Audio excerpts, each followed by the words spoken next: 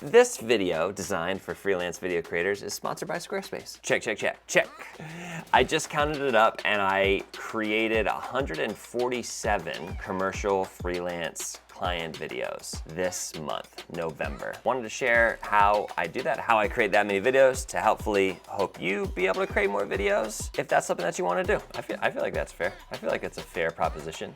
Okay, let's count backwards. Number 12 is, and this is something I've been trumpeting for quite some time now, let go of perfectionism. That doesn't mean you can't pursue perfect, like that's fine, but as video freelancers, creators, artists, we tend to always be attempting to grasp something that is just barely ungraspable. And that's something that I've sort of learned to love over the course of my career and maybe become a little bit more comfortable with that. There may always be a bit of a gap between what I envisioned in my brain and what is now on the screen before me. That's what I mean when I say let go of perfectionism. Just not that you can't be pursuing something that is perfect. I think it's totally fine to pursue perfect, to pursue excellence, as long as you're willing to hit publish, hit send when the time comes. Similar, right along with that is number 11, which is remember your worth. And I made a whole video about this last month. It's just the idea that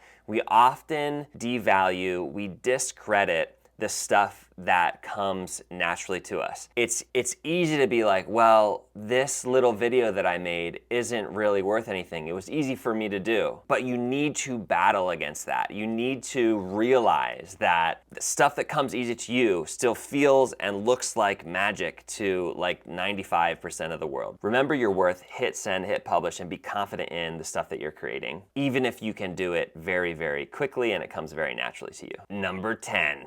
Set up flow state editing systems. Let me explain what I mean by that. I just got finished reading a book called The Rise of Superman by Steven Kotler, I think his name is. And he's been studying all of these extreme sports athletes for like a very long time, 20 years or something, and is writing about flow state and some of the ways that we can incorporate flow state into our work to make work more fun and kind of more effortless and more productive, all of that sort of stuff. And I realized as I was reading it, I was like, this guy is describing my entire life. Like, this is why I fell in love with skateboarding. This is why daily vlogging works so well for me. Flow state is this thing that I am constantly seeking. So you need to try to set up ways to incorporate flow state into your editing and even your capturing systems. So without you reading the book, there's a couple easy ways to do that. Number 9 is create clear goals. So you have your big overarching goals, like maybe they're financial goals, relationship goals, whatever, like life goals, right?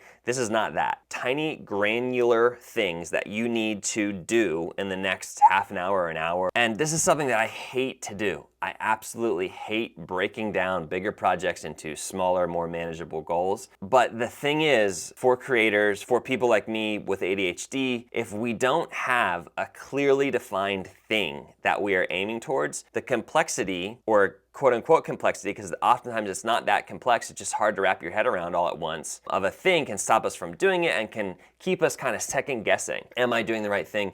Kind of going back to that starting state as we're working on something. So if you have just a clear goal and you know exactly what you need to do to accomplish that goal, maybe it's edit the A-roll of this video or whatever it is, your brain can kind of relax into doing that thing.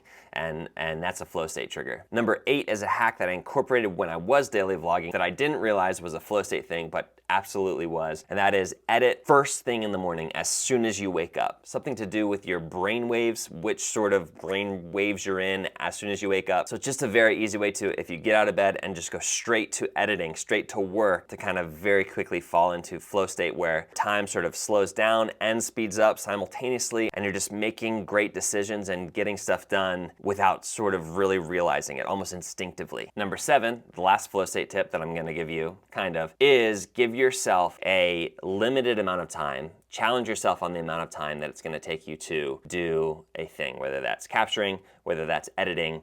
challenge yourself on the amount of time that it will take, because A, you're giving yourself a deadline, and B, you're giving yourself a challenge, which is gonna help this feel a little bit more novel, a little bit more interesting to you. It's also gonna help with that perfectionism thing. Number 6 has been so incredibly helpful this month, last month, previous month, is the accountability piece. Accountability is just, you have a group of people, they know you're supposed to be making XYZ videos, and you gotta come and tell them you have made those videos. Something that we miss out on as freelancers is like the bi-weekly meeting with our bosses, because we are our own bosses. When there's stuff that just needs to be done, if you don't have anybody to sort of report to, that can become problematic. Band up with a group of people, could even be online, who you all have similar goals, or you're willing to help each other meet your different goals, whatever that looks like, and report to them. I made this many videos, I did this much, whatever it looks like. If you're a video freelancer, you're gonna need a website. Squarespace is a fantastic place to make one of those. You start out with this professionally designed template, don't need to know how to code, just works for you right on the internet, right out of the box. And if you wanna tweak it, Squarespace's new Fluid Engine is this drag and drop UI, like super easy to modify if you wanna make some tweaks. Your website's gonna work on both desktop and mobile, which is absolutely crucial. You can schedule appointments through your site, offer coaching calls, private sessions, workshops, and then when you're ready to make some tweaks and improvements, the analytics inside Squarespace are second to none, very easy to use. If you wanna try it out, go to squarespace.com/CodyWarner, and then when you're ready to buy, use the code CodyWarner to get 10% off your first purchase of a domain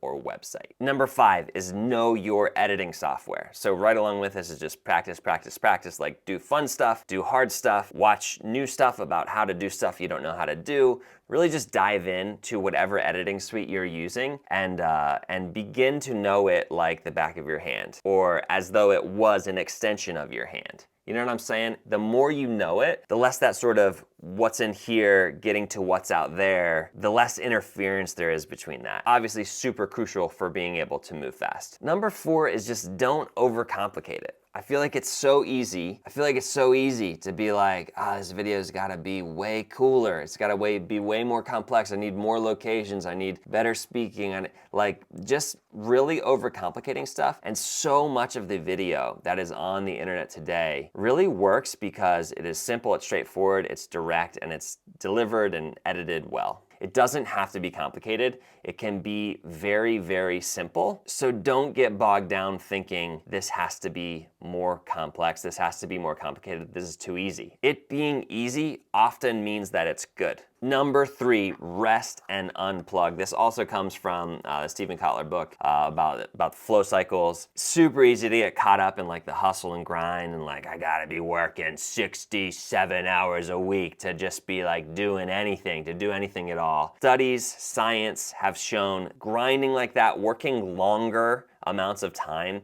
is not actually more productive. You get caught up in more busy work, you get more distracted. When you're working, be working. When you're resting, be resting, and take the time away from the stuff that you're working on so that when you do want to dive into creating videos, you're 100% there and in and doing it. Take time to rest and recharge and relax. Find clients that want what you have to offer and know that they exist, okay? You know what? You know what I think happened? I think a lot of us were on Twitter and we were like looking at other founders and stuff, and we started thinking about our freelance businesses like founders think about creating new products. And there's this like common mantra for founders, which is like, don't create the product that you want, create the product that your customer needs, or something like that. That's a little bit twisted when it comes to making videos. I'd prefer us to be more like Steve Jobs. He's like making the iPod, making the iPhone, creating the product that he envisioned the whole world needing, and then it turned out that they did. But the metaphor sort of breaks down because we're not really creating products in that sense. You're very good at making a certain type of video. Find the clients that want that type of video. Don't try to bend the type of video that you make to meet your clients. Again, made a whole video about this, would highly recommend that you check it out. But believe me when I say bending to do stuff that you're not comfortable doing doesn't normally work out. We end up bending too far and like maybe breaking, so don't do that. Number 1, super important for me, and I'm still trying to figure out ways to like incorporate this better, but it's write down and regularly remind yourself, of your overarching goals. When I get into a single video project, or maybe the group of projects for a specific client, it's really easy for me to just kind of like zero in on that and stop thinking about the larger goals. And that has to do with flow state. Like, you're supposed to be that focused on that thing that you're doing. You don't need to be thinking like self-aware, thinking about, oh, how is this fitting into my 10-year plan? That's right for the time. But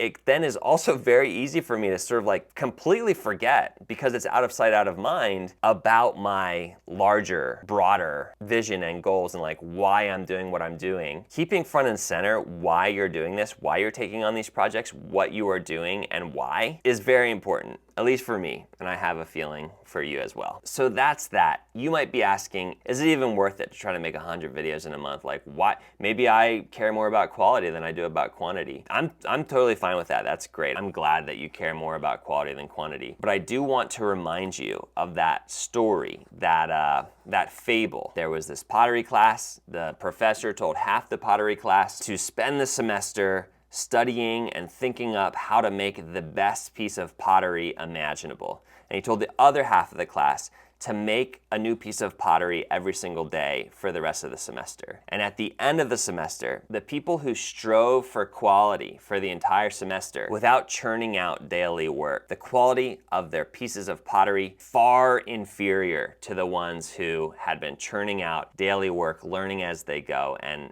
iterating and getting better because of the process. So just be open to the idea that quantity oftentimes does lead to extreme quality, and embrace that and get out there and just make some stuff. All right? Thanks so much for being here.